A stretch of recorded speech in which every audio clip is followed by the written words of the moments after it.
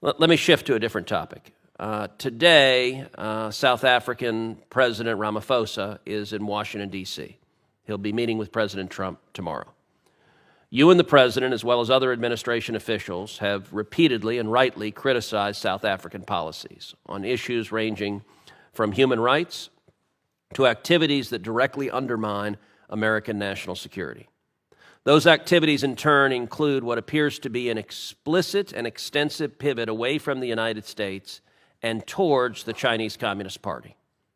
There are also serious and credible allegations that the South African government's decision-making is compromised by widespread corruption tied directly to Iran.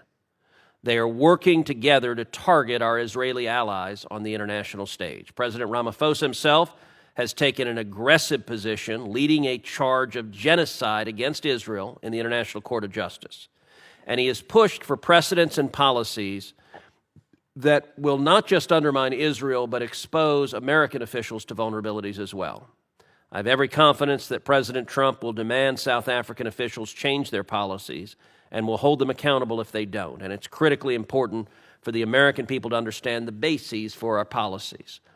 Please talk a little bit about the extent of South Africa's malign activities and how they are undermining American national security interests. Well, it's one of the, first of all, we chose not to participate in this year's G20 hosted by South Africa, either at the foreign minister level or the president's level. And it had a lot to do with some of these issues, in addition to some of the issues they brought on their agenda, which we don't think reflect the priorities of this administration. So the president of South Africa is here today because he says he endeavors to reset relations between our countries. And President Trump, if someone says that, is always going to be open to resetting relations, but it will have to touch on some of the issues just pointed to now.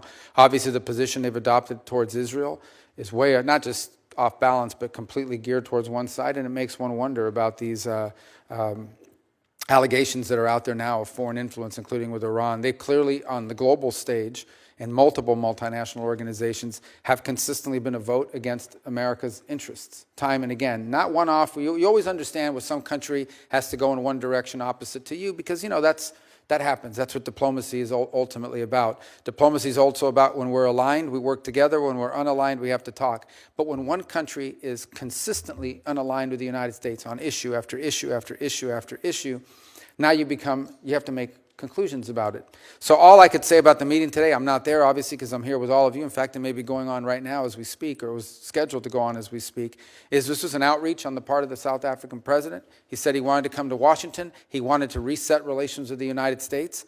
I have no reports as to how that meeting has gone so far. If there's a willingness on their side to reset relations, obviously was something we'll explore, but we do so with eyes wide open to what they've done so far. And how does their campaign against Israel undermine America? Well, I think, first of all, because it echoes some of the charges that are being made by some of the biggest enemies of Israel that happen to be ours, whether it's Iran, whether it's these radical groups that chant death to America, death to Israel.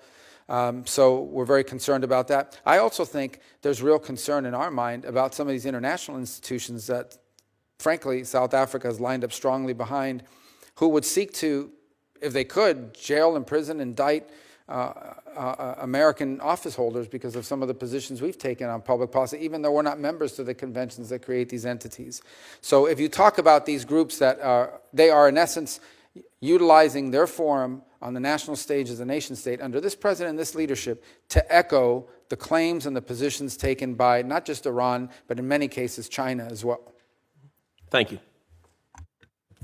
Thank you, Senator Cruz. Marco, thank you.